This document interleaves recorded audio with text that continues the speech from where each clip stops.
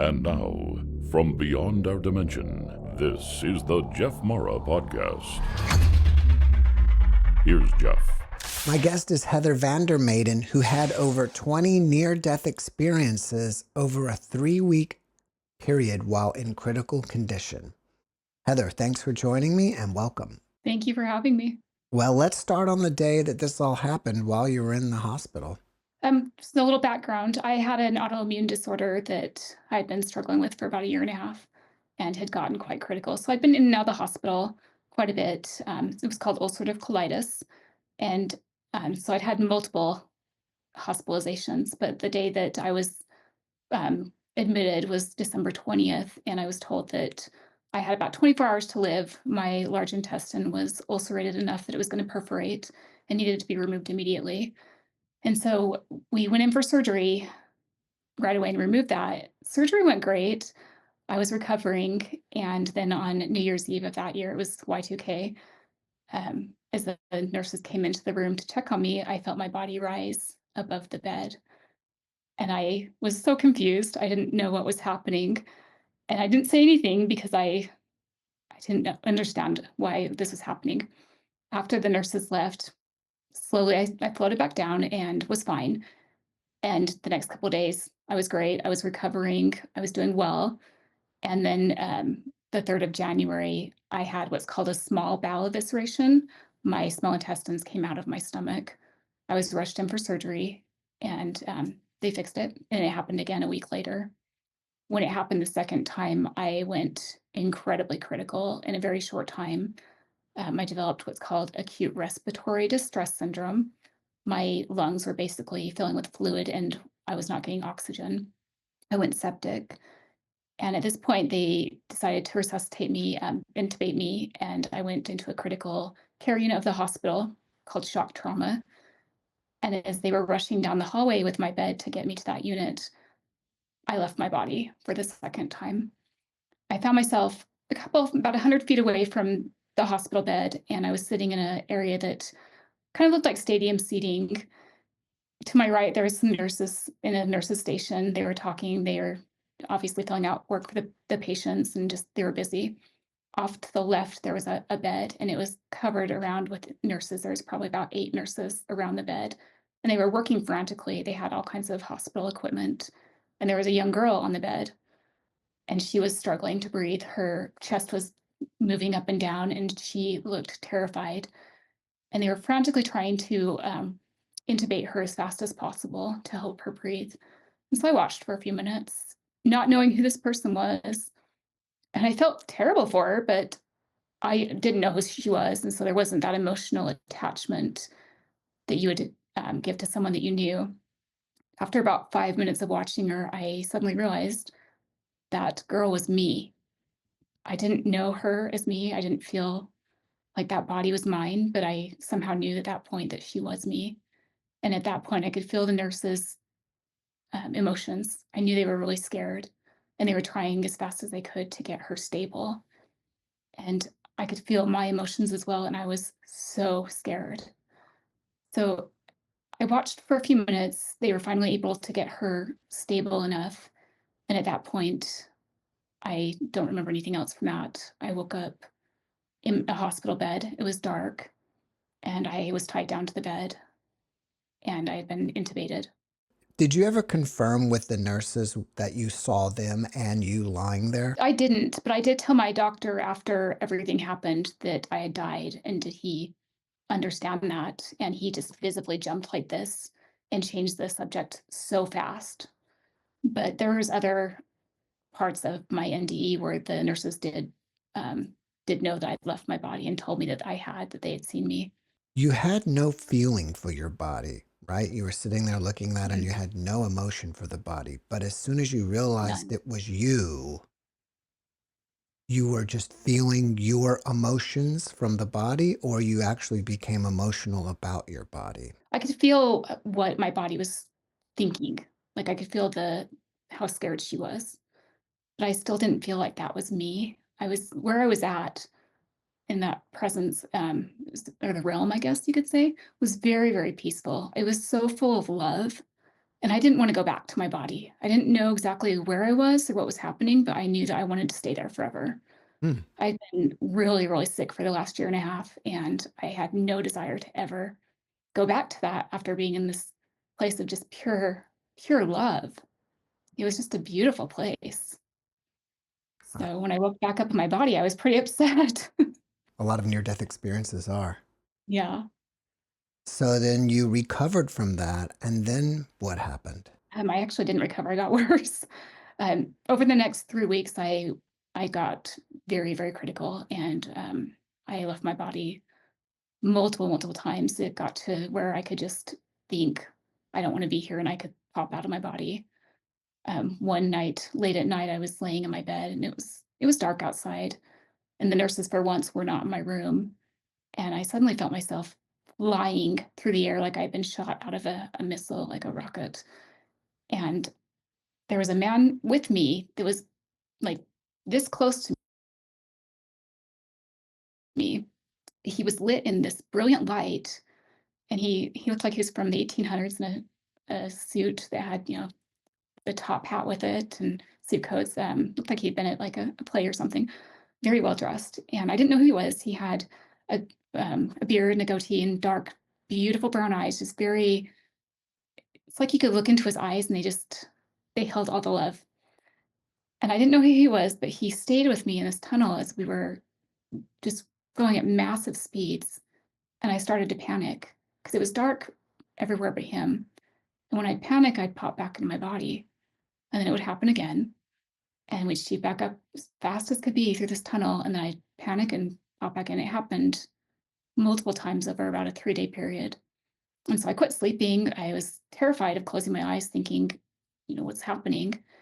And so eventually the nurses did sedate me because I wasn't sleeping. And then I quit going into that tunnel.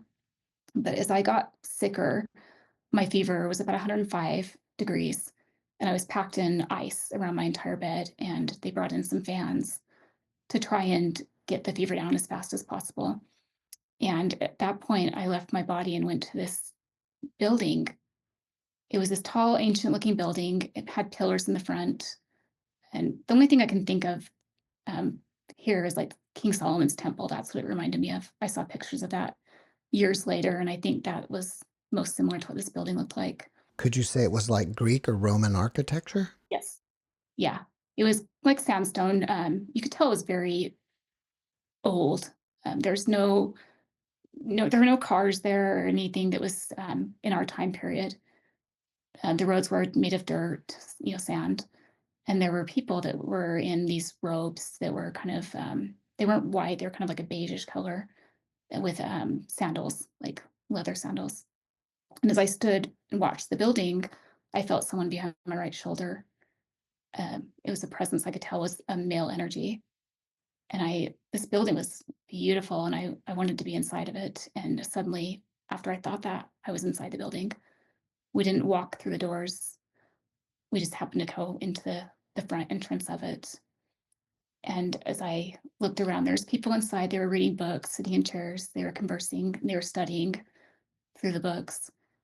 And I found myself in this room there was no ceiling to it. It just went on forever.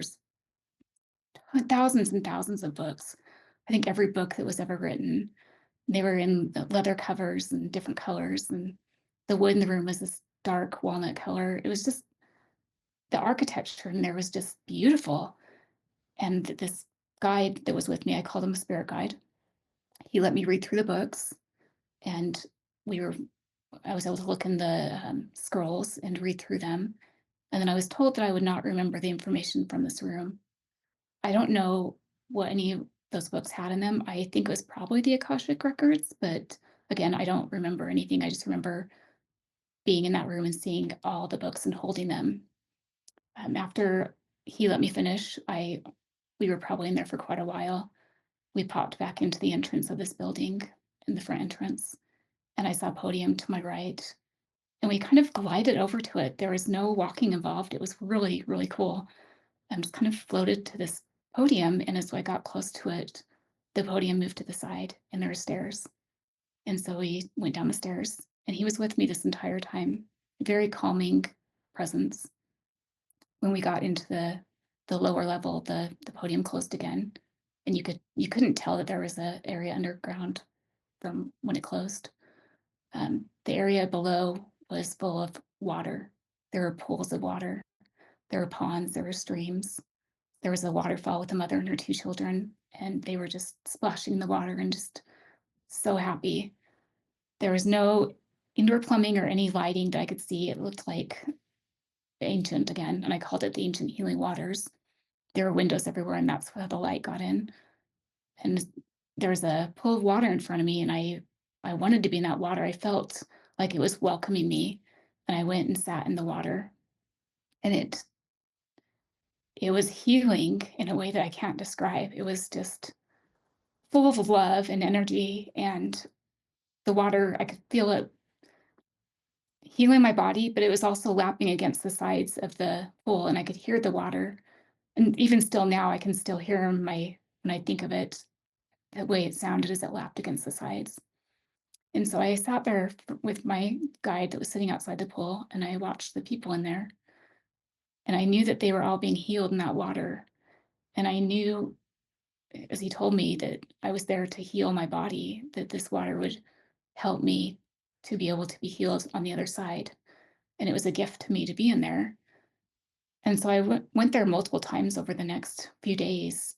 And every time I would go, I would leave all the worries behind. In my hospital bed, I was terrified all the time. I was in intense amounts of pain. I kept going in for emergency surgeries. I kept getting huge infections. I'd be wheeled back into surgery, and they left an 8-inch incision on my stomach to go back into surgery because my stomach was falling apart. They could not close it. So when I would leave my body, all that burning pain would leave, and it was replaced by all the love that exists. It was just exquisite to be out of my body. And every time I'd go back in, I would think, I don't want to be back here. Just let me die so I can stay here forever. But did not happen. um, as the doctors worked, when they'd go in for surgeries, they'd say, we don't know what we're going to do when we get in there, but we'll try our best to figure out how to save her. And we knew that I was critical. They would tell my parents and my husband that I was probably not going to make it and they should start planning my funeral. So there was a lot of stress involved around it. My dad took off time from his job. He took FMLA to stay with me at the hospital in case I did pass. But also they needed someone there to kind of keep an extra eye on me because I was so critical. So he would sit in his chair next to the bed and I'd watch him. And when he wasn't watching me, I would leave my body. But every day, even at my most critical points, I was expected to walk through the hospital hallway to prevent blood clots. And at one point, the nurse sat me up on the bed and he was grabbing all the medical equipment to get me ready to walk. He had his hands on my shoulders and I suddenly popped out of my body and I was behind him.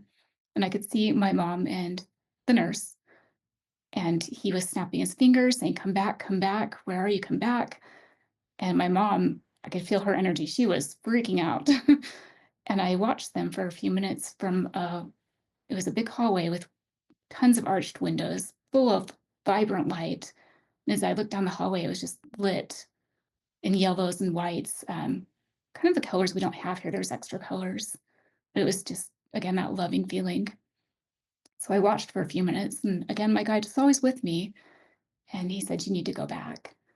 And so I thought, okay, I'll pop back into my body. And once they're gone, I can leave again. And so I went back to my body. And my nurse said, oh, we lost you there for a minute. And I said, I know. I didn't want to come back. But leaving my body was just such a wonderful feeling because I did leave that pain behind. At one point when I was in the shock trauma unit, I was able to help assist 2 angels that would visit the patients in the critical care units, and they would give their love. They worked in conjunction with God, who would show his face if the patient was going to die, and then they knew that they needed to take that patient back home to him. And they would put their hands on the shoulders of the family and give him all the love that they had to help support them in that time. And then they'd bring the patients home to God. And if the patient survived, then they helped in the healing process for that patient. And so I know that there were a lot of angels around the hospital, and there's, any hospital you go into, I can still feel them there. But their energy was so loving. And the way I saw God, and people have asked me, do you think that's how he looks for everyone? I don't. I think that the way he presented himself to me was how I needed to see him. And I think that he presents different to other people, but I knew him by his energy first. I just knew his presence, and he knew me. I felt like I'd known him before I came to this earth, and that he knew me specifically. He knew my trials, he knew my pains, and he loved me. Um, the way I saw him, he had iridescent, glowing white hair. It was about this long. He had a beard and a goatee and these piercing blue eyes and this soft skin. He felt very old, but he also looked very young and healthy. And he held all the love, all of it. He was just so, it's hard to explain without crying. But What did the angels look like? they were cute. So it was a man and a woman, and they were older, and they kind of looked like grandparents, kind of. She had white hair and a little bun, and they were just cute. She was a little bit plumper, and he was just a little thin little guy. But they looked. The funny thing with it, they looked. You could tell they were older, but they looked healthy, very, very healthy for their age, whatever age they were. But they brought such a healing presence to all the patients in the hospital, and so I would go with them and minister to the patients, or I'd watch them. And I loved doing that because it showed me that I was not alone, and that these other patients were not alone. And I'd gotten to know some of my hospital neighbors, their stories. And so I felt like they were being protected as well while they were there as they were healing. Some of them were pretty critical as well. And so I enjoyed that. And I now, whenever I walk into a hospital, I think, okay, where are the angels? Who are they helping? It was a really, really neat experience. Were they dressed in robes and did they have No, wings? no, they didn't. They looked like a typical grandma and grandpa, like your grandma that has a little apron on, and they were dressed in normal clothes. And they were actually the only presences I saw there that were dressed in normal clothes. Everyone else was in robes of different varying degrees of light. At one point, I found myself at the entrance to heaven. There were no gates. It was just an entrance, but there was different colors of yellows and whites and golds. And it was just this soft, it kind of reminded me of a snow globe, that there was no, I don't know how to explain it. It was very quiet. It was like you're in this contained space, and it was very, very peaceful. And as I stood with my guide, I knew specifically if I was able to get past a certain point, I would not have to come back to my body and I would die. And I was so okay with that because I was so sick. And on each side of the entrance, there were thousands and thousands of spirits. And I knew they were my relatives. I knew they stretched back generation after generation. But again, they knew me from my time before I'd come to this earth. And they were all there to greet me. They were lit with such incredible light that I couldn't make out their faces. They were all in the robes. They were different heights, and they were close together like a chain that stretched forever. And I felt their joy to welcome me back there. And as I thought to myself, I need to get past this point, and I told my guy that was behind me, I said, I need to go to my grandma's garden. Thinking in my mind, I'm just going to get past there and tell him I'm coming back, and I'm not going to. And it makes me laugh now because the communication on the other side is telepathically. He knew what I was thinking, but I just knew I needed to get past that point to be okay and to leave my earthly body. And as soon as I thought that and told him I needed to get through, he said, it's not your time and you need to go back. And I popped back into my body, and it was devastating. I felt like it was the only chance that I had to stay there, and I had missed it. And it was really hard to be back in my body at that point because I thought, what if I don't get another chance to leave? And that wasn't the last time I left my body, but I knew at that point that it was kind of like a reprieve when I'd leave. When the pain would get too intense, I would be able to leave. It was kind of a little gift to help me get through each day. At one point, I started seeing two young children and an older man that would show up to my bedside. The boy was about 10 and the girl was about 6. And then the older man, I don't know who he was. He had a suit on, a gray suit. And I would tell my mom, the people are back. The kids are here. They have the old man with them this time. And my mom would say, well, who's the old man? Is it your grandfather? And I said, no, I don't know who it is. And she'd say, who are the kids? And I say, I don't know. The boy had very curly blonde hair and hazel eyes. And the girl had straight blonde hair and hazel eyes as well. I didn't know who they were. And they never talked to me, but they would sit there and I felt like they were very protective of me. And they would just stand at the bed and watch me. And it's like they were spreading their love towards me. And they showed up for about a week or so, and then they quit showing up. And I would joke with my family, they're not my kids. I didn't have children at that point, but I thought they're not my kids that are going to come later because I'm dark haired. My husband is darker, and these kids are quite blonde and hazel eyes. They're not our kids. Years and years later, I actually I knew that we were going to need to adopt if we wanted to have children because I couldn't get pregnant. It would have been unsafe with all the problems I'd had. And so we did foster care. And my third baby that was a toddler that I got a call on. And when I went to pick him up at the shelter, it was cold outside, really windy, and he was bundled up pretty well. And when I got him home, I took off his hat and his coat, and there was that child as a toddler staring back at me, the same child that was in the hospital. And I was shocked because for years I'd wondered who these children were. And the fact that this child was staring back at me was just amazing. He was born a year after my hospitalization, and I didn't meet him until 3 years after I'd seen him first in the hospital. And so we fostered him for a year and a half, not knowing if we were going to be able to adopt him or not. And 18 months in, we were actually given the ability to adopt this child. And as he grew older, yeah, definitely the same kid. He's 24 now, but it was really a neat experience to see him in his pre-birth form. He was kind of a little devil sometimes, but it was really cool to see him. And so for years after that, I would think, who's the little girl? And we fostered quite a few kids over the years after that, 25 total. And about 4 years after he was born, we received a call for a little girl. And the day that we got the call for her, I knew that we were getting a call. Sometimes I would have these experiences where I would know that something was going to happen before it did. And they were very specific information. And that morning I heard, you're going to get the call for your daughter today. And the call came about 4:30 that afternoon for this baby.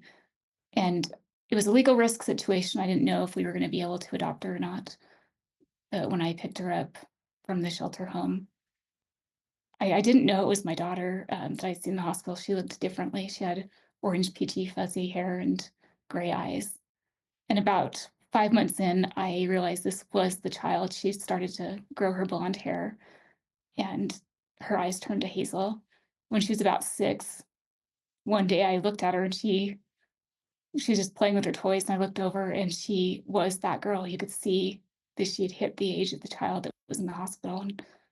And I knew by that point that she was, but it just took my breath away again to think, what an incredible experience to know my children before they came to this earth and to feel their presence and their love before I became their mom. And that was such a gift to me. But back in the hospital, I was still having quite a bit of near-death experiences in leaving my body.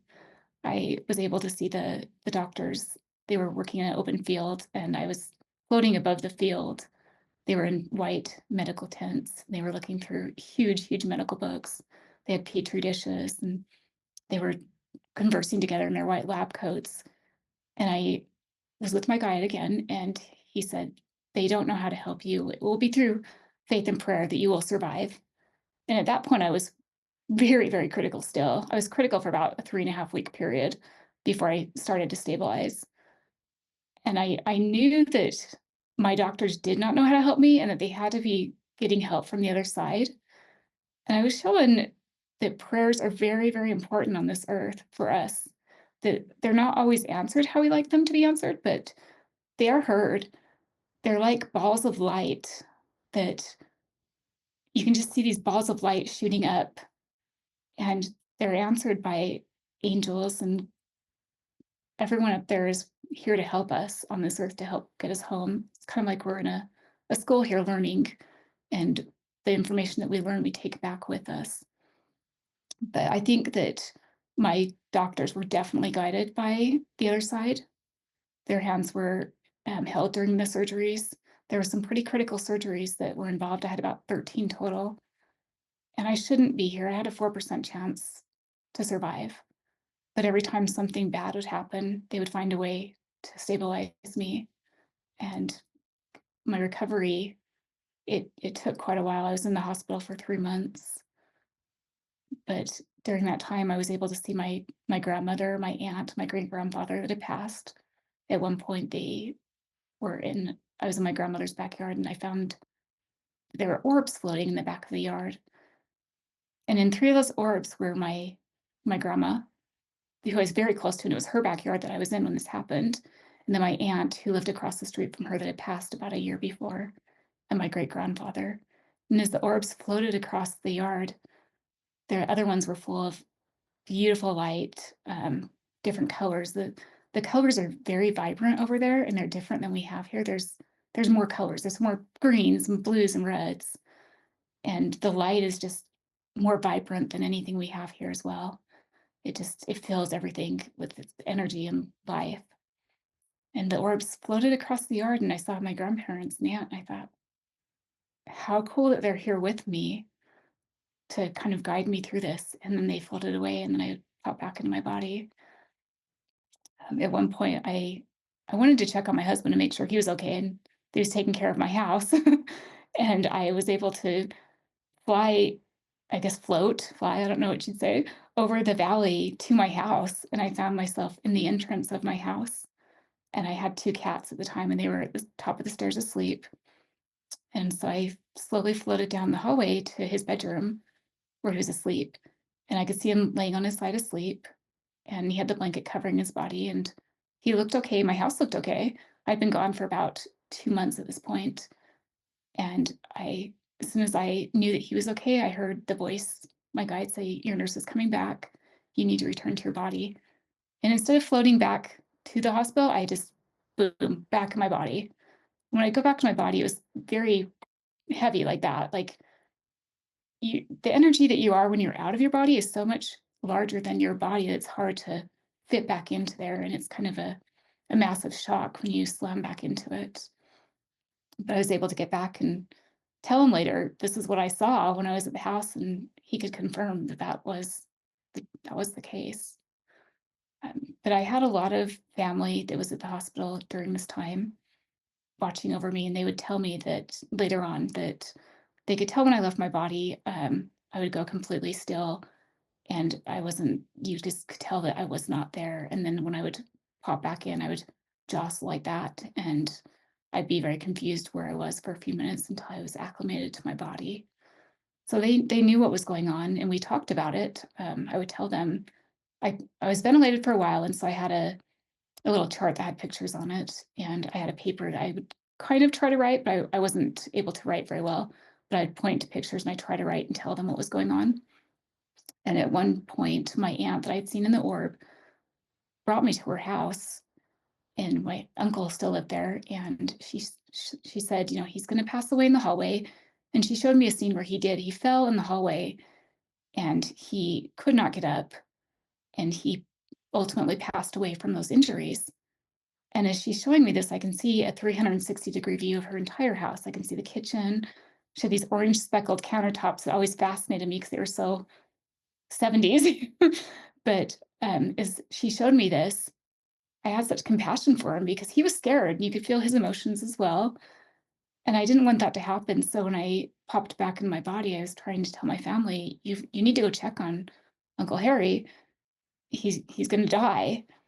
And so they sent my grandpa, he lived across the street over there, to check on him. And he came up to the hospital and said, no, he's okay.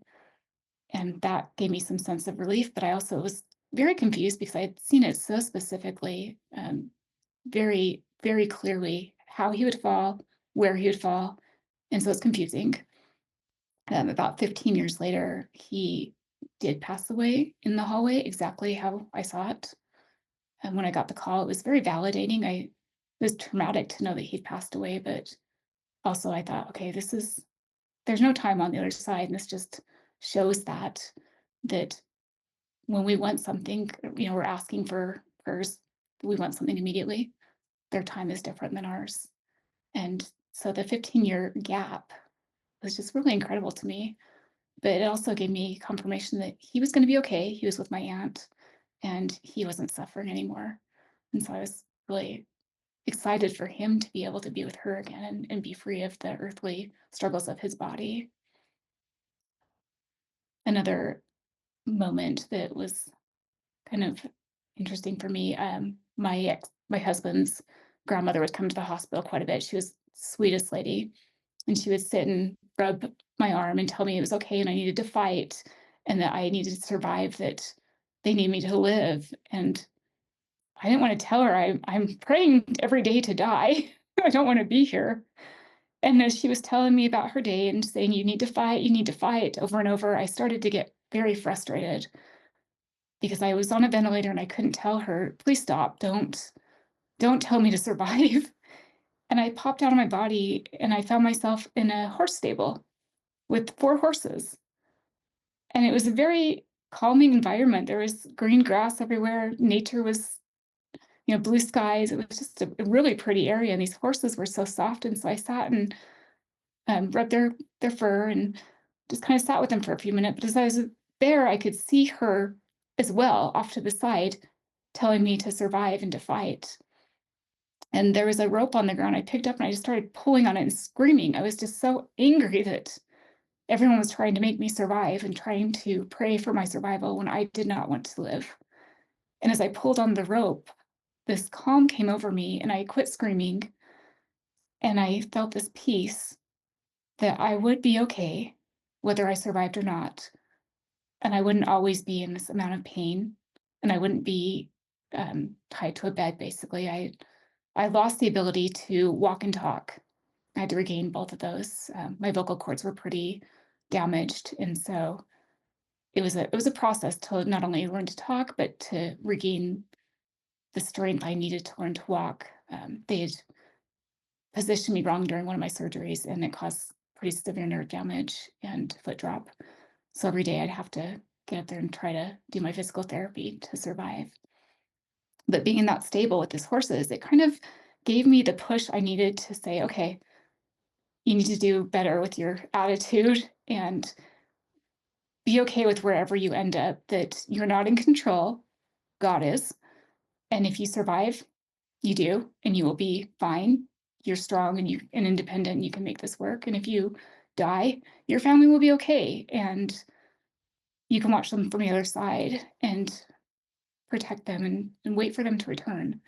And it gave me that push to really try to get better if I wasn't able to survive. If I was able to survive and do better at not having a pity party through part of it. So there was, quite a few different experiences besides this, but what my take was is that we are so very loved. The other side is closer to us than we know, and we don't need to fear death. Before I had gone into the hospital, I had had an experience a few months before. I was sitting at my parents' table and I was by myself working on a puzzle, just chilling. And I suddenly heard this voice say, you're going to die, but you're going to be okay. And at that point, I was very ill still, but I was in such denial for the longest time.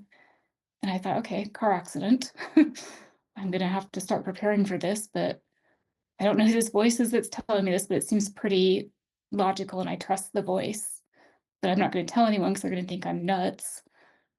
but it did it did foreshadow what was going to happen. So as I was in the hospital, I did have that inner peace that whatever did happen with me, I would be okay. And it helped me in my day-to-day struggles. And there were good moments in the hospital. It wasn't all bad. It brought my family. I had family and friends that came from different states and, that were there with me, showing their love. And I was so grateful for that. I know that it was really hard on my mom. Even now, when I talk about it, she breaks into crying because it was so traumatic for her. For a lot of my family, because they didn't have the joyful parts that I did. They didn't have that immense, immense love. It was all trauma for them. But for me, I was in this place of love that doesn't exist here. It's if you take your best day here and you maximize it by 1,000,000%, that's how it was on the other side. It was just such a joyful reunion every time I would leave my body to be with those that had passed, and I would look forward to it every time. But as I started to heal, I started to lose that ability, and I was told that I would lose a lot of my memories.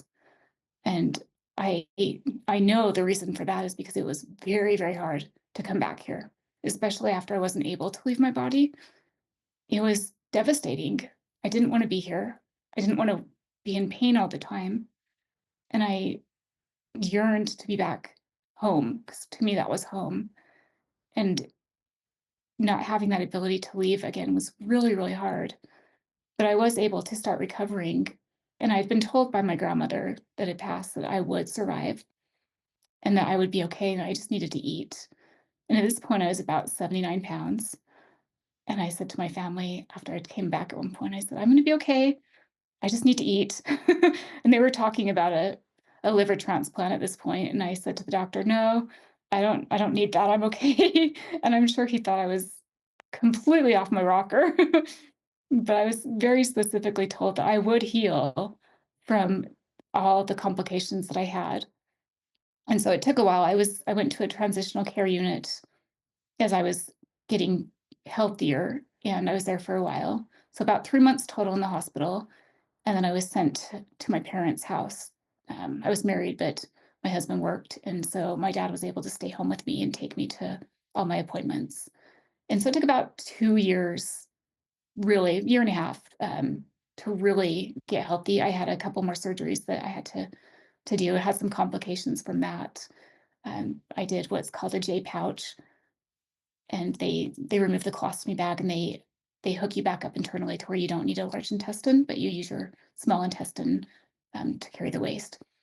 I had multiple complications from that, but I started to heal. My hair grew back in; it had fallen out, and I got up to 110 pounds from 79, but wearing children's clothes. And I was doing really well. And I decided to do one more surgery. It was a scar revision surgery where they would take the 8-inch incision and move it down to a smaller scar. And they were going to replace it. Like I had a hernia they needed to fix. When I went in for that surgery, I was released that day. I went to an outpatient surgery center because I was afraid they would keep me in the hospital. Logically, it was a scary experience being there for so long. And when I left the surgery center, within a couple of days, I got very critical. I started filling up my stomach with abscesses and infection. And I knew that I would need to go back in for surgery immediately. I'd had a couple of these surgeries already for that infection problem. And my mom said, let me call a local church leader and see if they can come give you a blessing before you go. I said, okay. So they came to the house and gave me a blessing that I would be okay. And as I was laying in the bed, I felt my soul leave my body again. It had been 2 years since I'd had that feeling that I'd been able to leave. It was such a welcome relief to be out of my body again and feel that love. I could feel the entire room fill with countless thousands of angels and spirits. And I could feel their love. And I thought, I get to go home. And I was told it's not your time. This will be the last time that you will be able to leave your body and you will be okay. And as I slowly lowered back into my body, I'd been about 5 feet off the bed. I was so grateful for that experience, but I was also grieving that I would not be able to feel that peace and love anymore that I'd felt. But it was such a gift, just for even those few minutes to be back in those loving presences again. After the men left that had given the blessing, I stood up to get ready to go to the hospital, and my stomach opened up and all the infection came out. My high fever that had been continual for days completely disappeared, and I felt 100% healthy. And I called the doctor and I said, I don't need the surgery. I'm going to wait and see. Can we wait until tomorrow? And he agreed. He said, go to the emergency room right away if you need to. But if you think you're okay, then I trust your judgment. And from that point forward, I completely healed. I did not need any more surgeries. I didn't have any complications. And I was able to restart my life. And it was after that that we did foster care and I met my children. So that was the last surgery. And after that point, I started noticing, though, after I left the hospital, that I could feel my guide with me. He never left. I wasn't able to leave my body, but I could feel his presence. And I could always know when his energy was there. And he would whisper, telepathically when things were going to happen sometimes, give me a little bit of warning. Like when I got the phone call from my son, I knew that he would be coming. They called on two different children, him and another child. And I heard his voice say, it will be the boy. The little girl is going to go to her family that has a sister. And I found out later that was the case. And so I started listening to these whisperings from my guide, and they've been very, very accurate throughout the years. They've saved me from auto accidents. I was driving on the freeway one day and I heard very, very strongly, there is going to be an accident and you need to be very careful how you're driving. And so I like to drive fast and I like to speed, but I specifically slowed down and I was very, very cognizant of what was happening around me. It was late at night, about 8 o'clock at night, and it was dark. Suddenly a car was coming at me from the opposite. He had flipped around, hit two other vehicles, and was coming at me. And I felt my car move to the side of the road. And somehow in this traffic jam, there's cars everywhere. My car was not hit. He came within probably a foot of hitting my car before it moved to the side. And I could feel this presence push my car out of the way. If he would have hit me, I would have died on impact immediately. And so over the years, I've been very careful to listen to these voices. Again, they're always accurate. And it can be little things like you're going to meet someone in 6 months at Harmon's grocery store. And it does happen. I don't ever know about, things are going to happen in the world, but it's specific to me and they're kind of fun because they can be pretty random, but sometimes they're very well thought out. And I've met people in my life because of this that, I hear that voice say, you need to be at this place at this time. I was at an IANS conference last August. And as I got into the elevator, there was a man standing next to me and I heard the voice say, you need to talk to him. And I was leaving to get back on an airplane. And so I thought, I'm not going to talk to him. I don't know who he is. And again, the voice said, talk to him.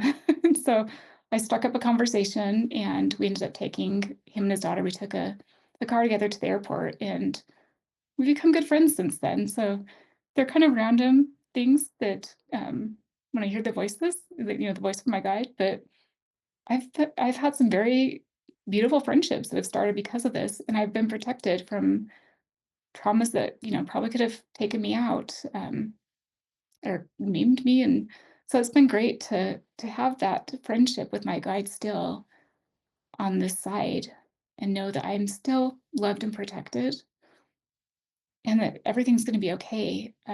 I've not had an easy life since I've returned. And so I am thankful that he's here with me because I think if I hadn't had this experience, I'd probably have a lot of anger towards how hard life can be sometimes. But knowing what I have to return to once I leave this body gives me the strength to appreciate each day. And I found that I love harder, I push myself more, I'm busier. I want to experience everything that this life has to offer. And where I live, there's a lot of hiking trails, there's mountains everywhere, and I spend a lot of time in nature. I love to be out in the sun. The heat of it just feels like it's the love from the other side in a way when you're in nature. And so I spend a lot of my summers just being immersed in different hiking trails and the lakes. And that's when I feel closest to the other side, is when I'm in the water. Ever since the healing waters, that's my thing. I love being in water. It has its own energy of love, and it heals me every time I'm in it, I feel.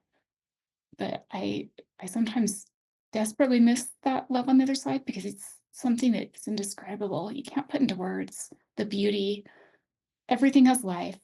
All the grass blades, the flowers, they're all so full of life. And we have a beautiful existence waiting for us once we complete our plan on this earth.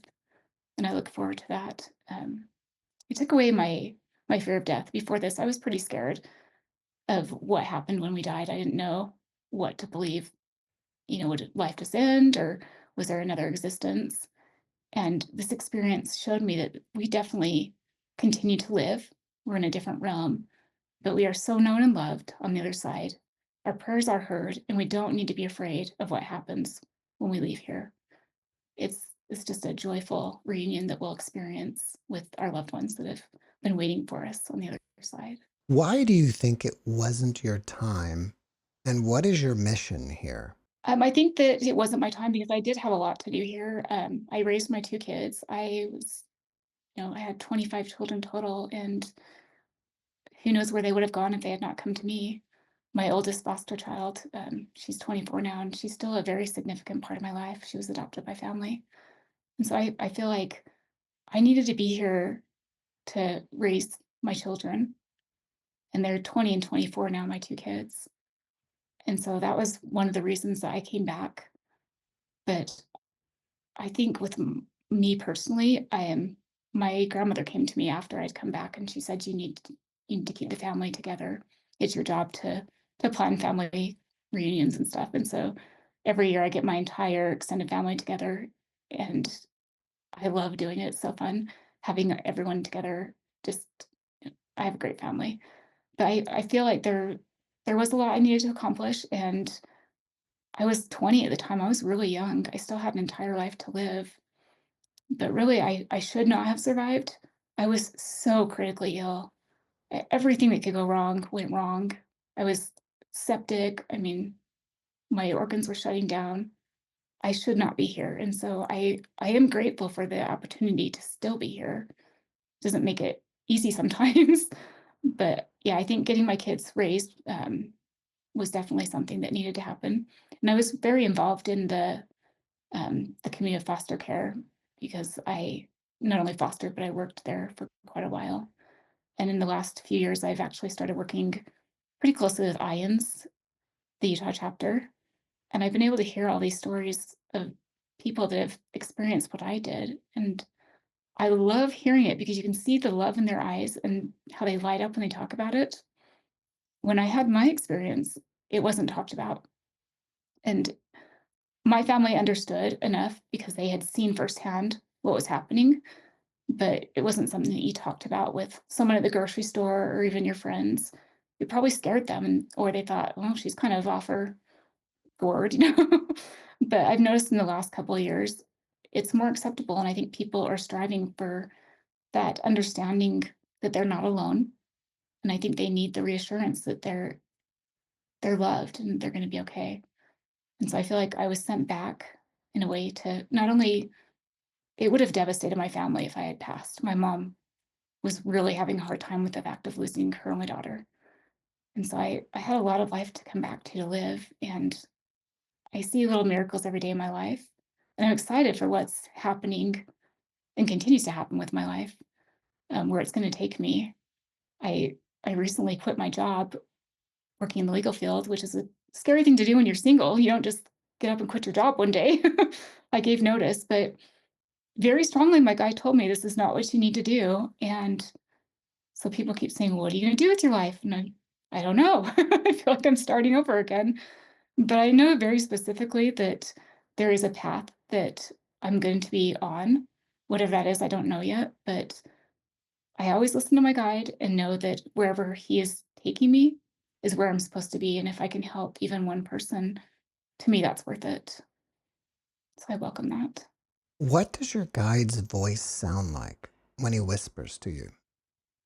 It's more of a feeling of love. Like I feel his words in my soul, not more, it's not a voice as much as it's just a feeling of it encompasses my entire soul.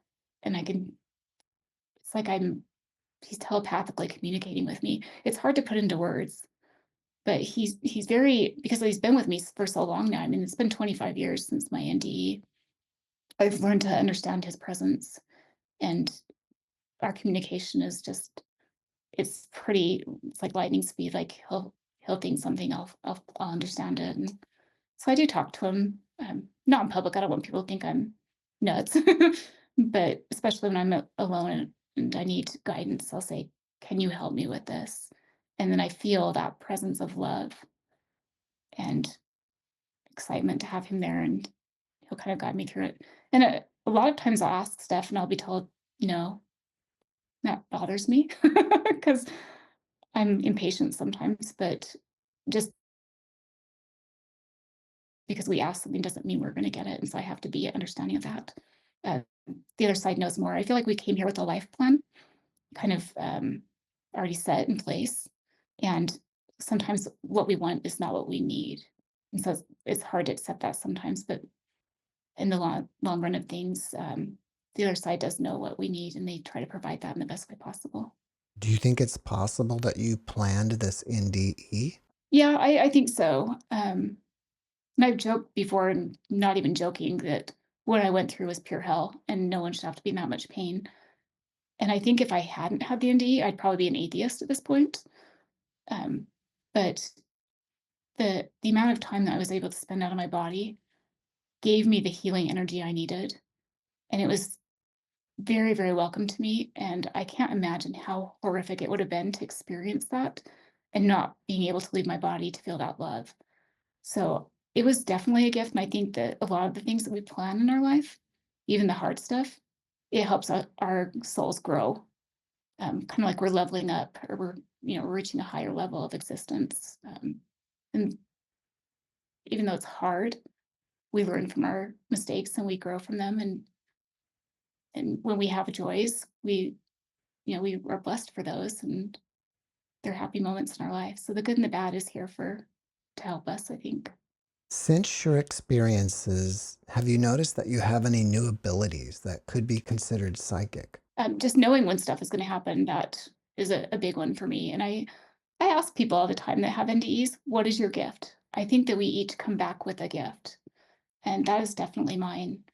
It's so strong. Sometimes when my guide talks to me, he'll even say, wait 5 minutes before you leave the house. And I'll be like, but I'm in a hurry. And I will. And then I'll see that there's a car accident that's pretty bad down the street. And I'll think, if I would have been 5 minutes earlier, that would have been me. So to me, that is a huge gift. It's definitely helped me in my life. I had a job that I was at, and I suddenly felt I was in Glenwood Springs, Colorado, with my daughter. And I felt my guide, and he said, "You're going to be leaving this job," and went through specifically everything the new job was going to have, down to the amount of money I'd make, when I would start, what kind of job it would be, that I would need to get insurance from the marketplace. It was very, very specific. And so after he told me this, he said, "You don't need to worry about this. Just enjoy your vacation, and it will fall into place when you return." And about a month later, it did happen. And I told my mom when I got home, "This is exactly what happened. Let's write it down, and we'll see how it works out if it is the same." And when I went in for the interview, it's like check, check, check, everything down to the dime, how much I was going to make. Even words, he had said, "You're going to be able to help people." And the interview, he said specifically, "You are going to be able to help people." So I feel that's my gift. It kind of guides me through this life. After watching this podcast, people may want to reach out to you and ask you questions. Mhm. Are you open to that? Yeah. So I'm actually in the process of writing a book. I actually never thought I would talk about this in public. I'm kind of shy. And I was told by a friend that I needed to write a book. And so that should be done in the next couple months. So, when you write a book, you have to have a website. So it's heathervandermeyden.com. And there is a contact on there that you can reach out that way. And as the book gets closer, there will be updates on that. You can get on the mailing list when the book is ready. But yeah, I love to talk to people about this because it reminds me of that love again, and I think it's important for us. So yeah, they can contact me that way.